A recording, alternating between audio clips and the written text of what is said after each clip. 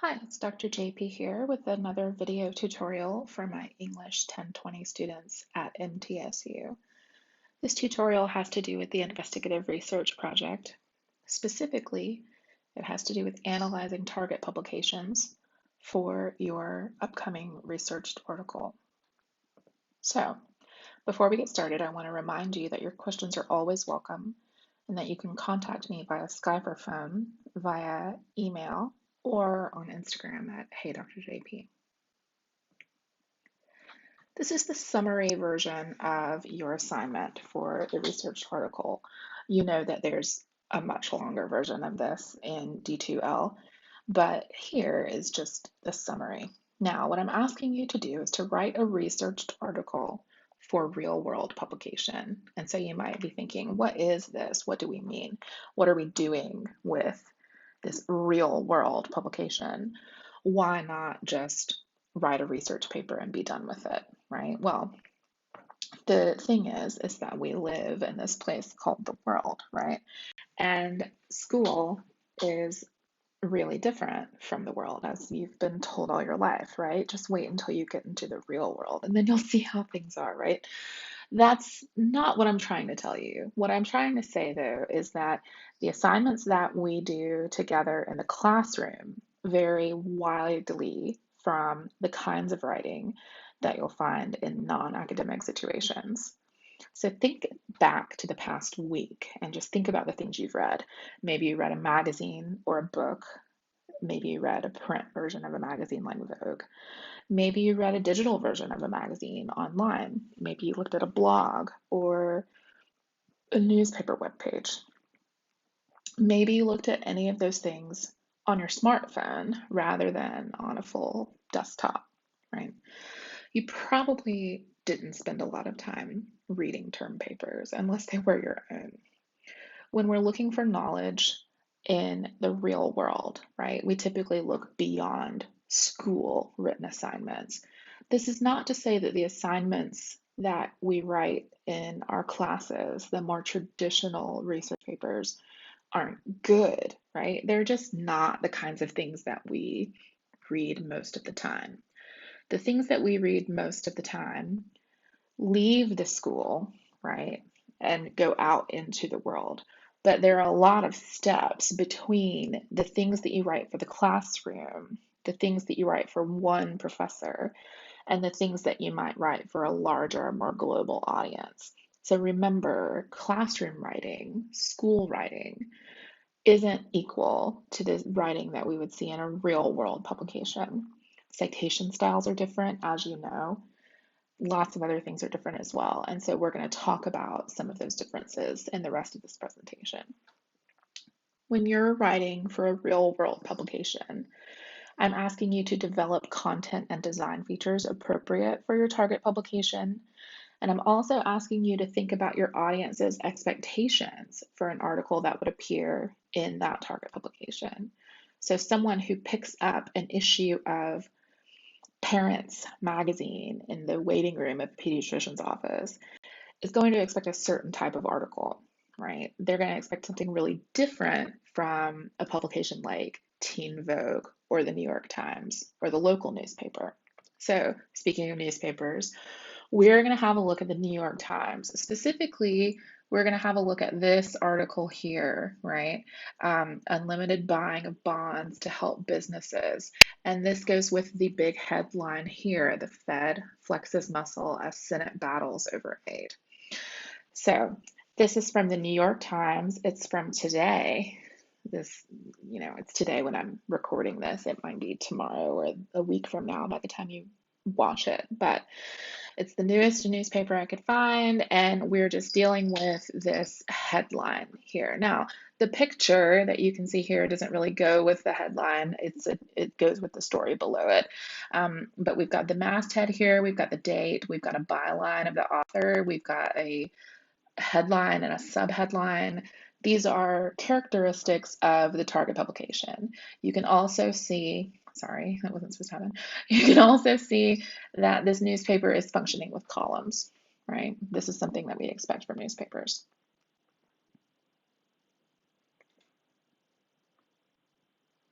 So This is the digital version of the New York Times as it looked when I looked it up today. Okay. I looked at this on my iPad. I have it pictured as though it was on a desktop, but this is the full web version that I've put here.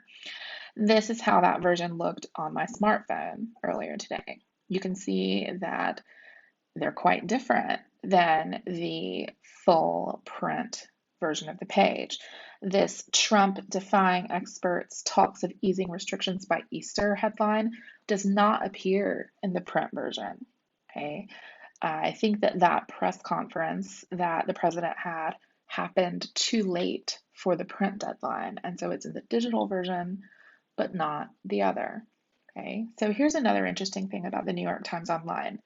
They know that not everyone likes the experience of reading a paper that isn't actually printed on paper. And so what they offer is this today's paper version of the Times. You can see here the little icon of that front page that we looked at in the image version a second ago. And you can see here the text that says the front page. And then this is that first story. The Fed flexes muscle as Senate battles over aid. Okay. Here's the digital version, and this will be bigger in a moment so you can see it better, but you can see how different it looks on the smartphone. It's still this today's paper feature, but the headline is different.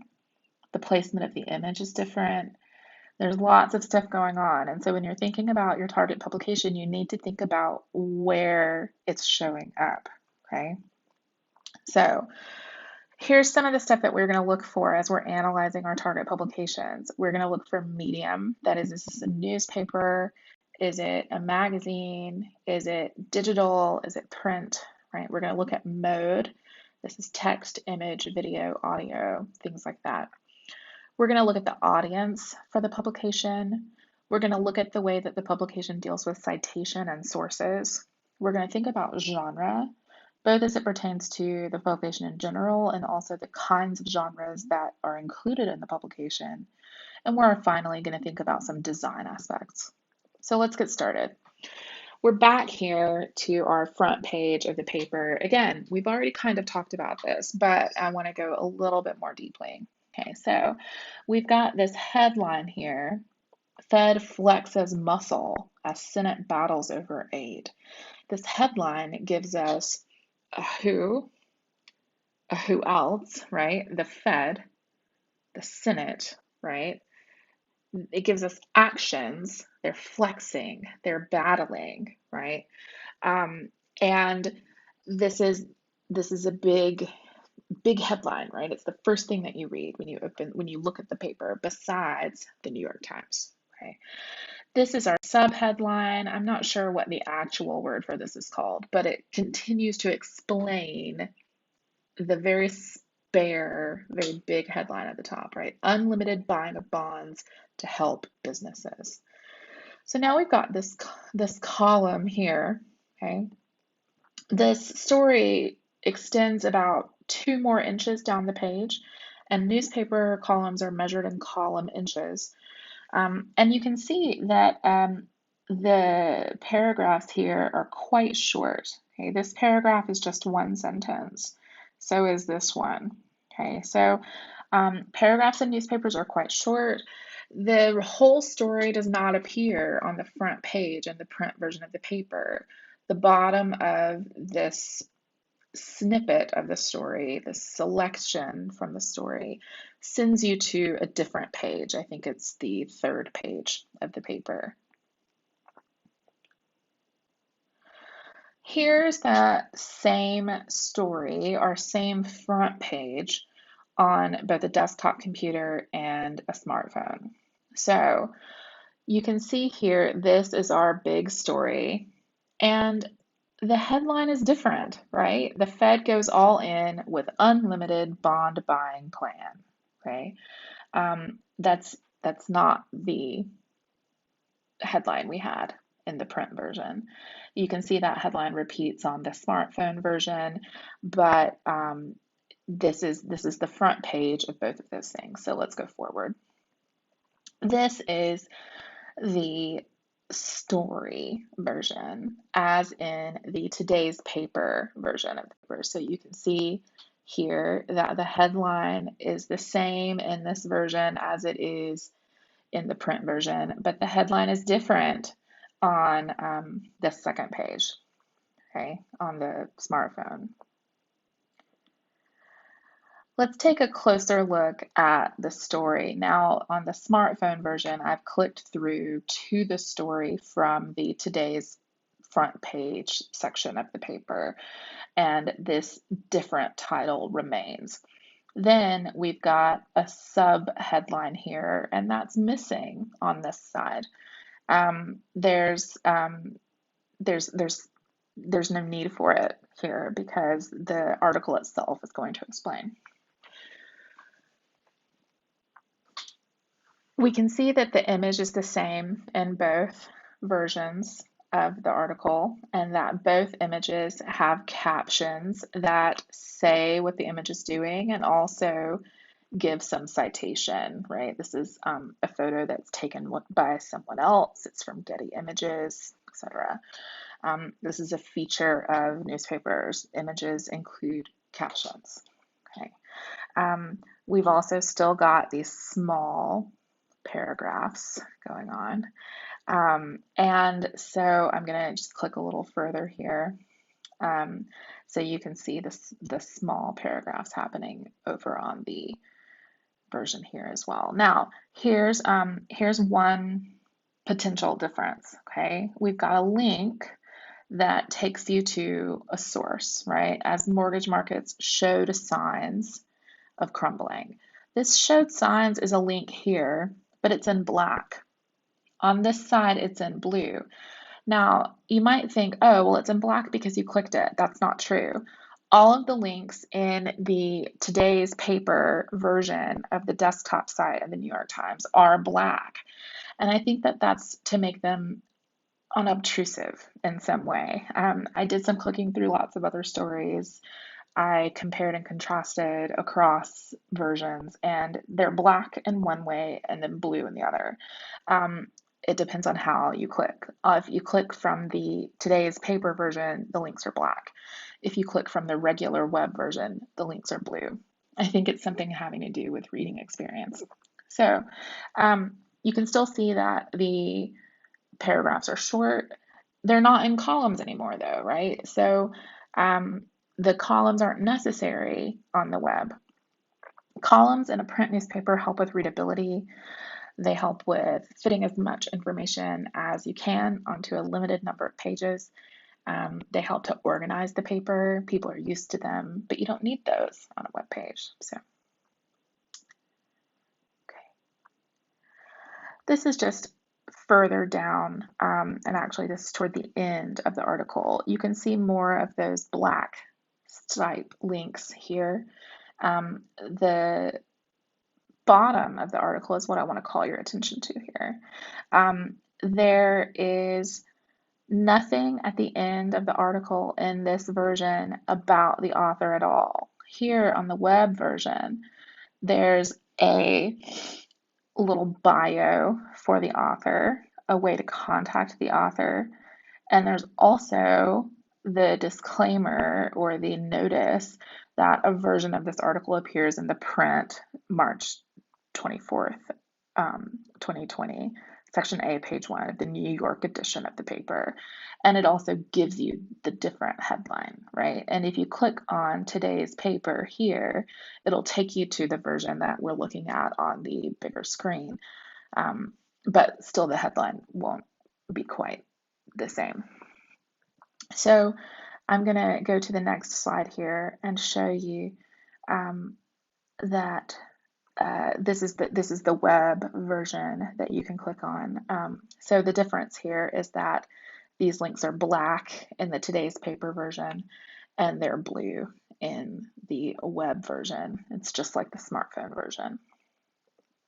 So what have we noticed about the paper so far? I haven't really called out everything, but these are the things I've noticed. First, The New York Times is a newspaper. In print, newspapers, as I said, rely on columns to organize their information. Columns disappear online, but the short paragraphing is constant.